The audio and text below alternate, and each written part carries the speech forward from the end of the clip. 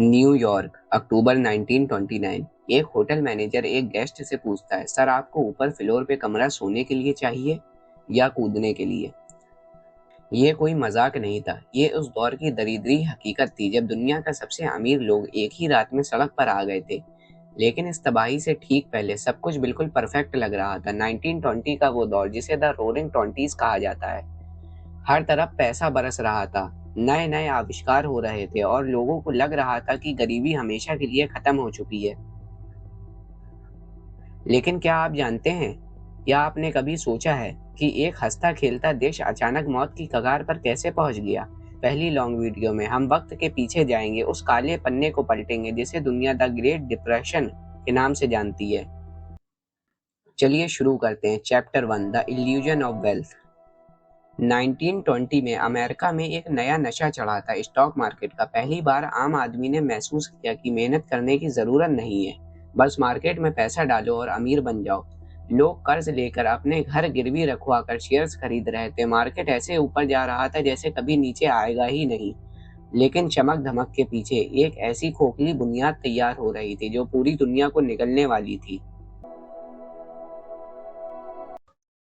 24 अक्टूबर 1929 सुबह के ठीक 10 बजे वॉल स्ट्रीट की घंटी बजती है। लेकिन उस दिन वो घंटी किसी नए दिन का आगाज नहीं बल्कि मौत का पैगाम लेकर आई थी। सिर्फ 11 मिनट, हाँ सिर्फ 11 मिनट लगे और पूरी मार्केट में अफरा तफरी मच गई। जिस शेयर को लोग सोने की मुर्गी समझ रहे थे, उसे बेचने के लिए कोई खरीदार ही नहीं बचा था। लोग चिल्ला रहे थे, रो रहे थे और एक दूसरे को धक्का दे रहे थे। उस दिन वॉल स्ट्रीट की सड़कों पर सिर्फ एक ही आवाज थी, सेल सेल सेल। इसे ब्लैक थर्सडे कहा गया।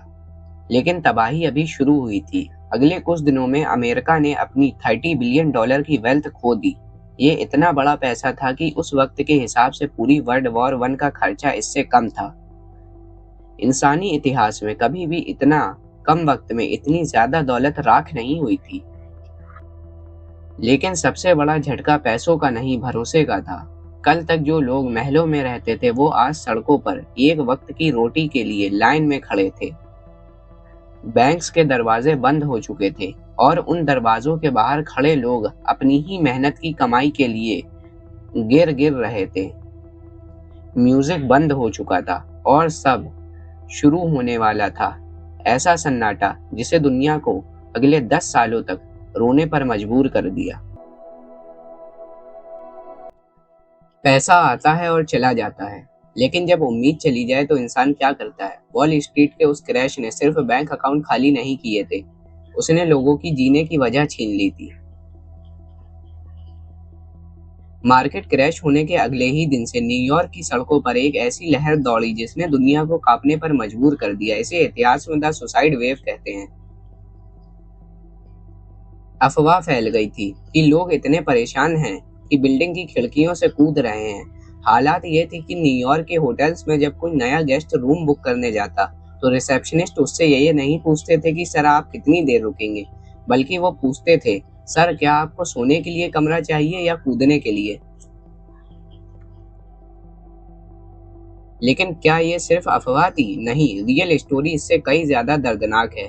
जैस लाइवमोर, जो उस वक्त का सबसे बड़ा स्टॉक ट्रेडर था और जिन्हें द ग्रेट बियर कहा जाता था, उन्होंने उस दिन करोड़ कमाए। लेकिन उनके दिमाग पर इस तबाही का ऐसा असर हुआ कि कुछ सालों बाद उन्होंने खुद को गोली मार ली। एक और मशहूर किस्सा है एक इन्वेस्टर का जिसने अपनी पूरी फैमिली की प्रॉपर्टी मार्केट में खो दी थी। वो सुबह उठा, अपने बच्चों को एक आखिरी बार देखा और सीधा वॉल स्ट्रीट की सबसे ऊंची बिल्डिंग की तरफ चल दिया। ये वो वक्त था जब लोग अपने सुसाइड नोट्स में लिख रहे थे, मैं अब इस दुनिया के काबिल नहीं रहा। सिर्फ अमीर ही नहीं बल्कि वो आम आदमी जिसने अपनी बेटी की शादी के पैसे या अपने बुजुर्ग माँ बाप की दवाई के पैसे शेयर में लगाए थे, वो सब बर्बाद हो चुके थे। न्यूयॉर्क का मॉर्गेज भरने लगे थे। लोगों ने अपनी महंगी गाड़ियां सिर्फ $10-20 में बेचनी शुरू कर दी थी ताकि एक वक्त खाना मिल सके। लेकिन सबसे बड़ा सवाल ये था, क्या ये मौत का सिलसिला रुकने वाला था या फिर ये सिर्फ एक बड़ी तबाही की शुरुआत थी?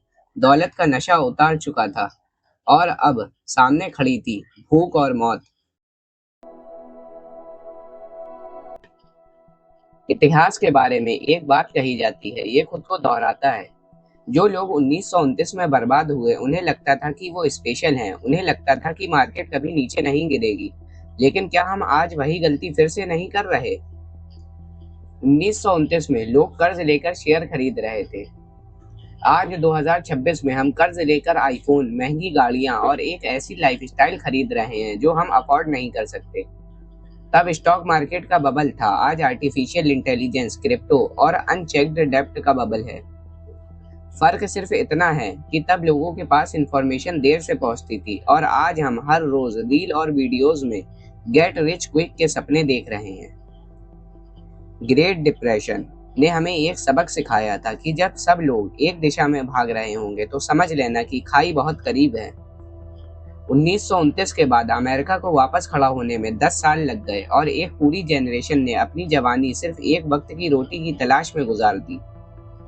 आज हमारे पास टेक्नोलॉजी है, फास्ट इंटरनेट है, लेकिन क्या हमारे पास वो एक्सपीरियंस है जो उन लोगों ने इतनी भारी कीमत चुकाकर सीखा था? होता है तो क्या आप तैयार हैं? क्योंकि 1929 की तबाही से बचने का सिर्फ एक ही रास्ता था, होशियारी।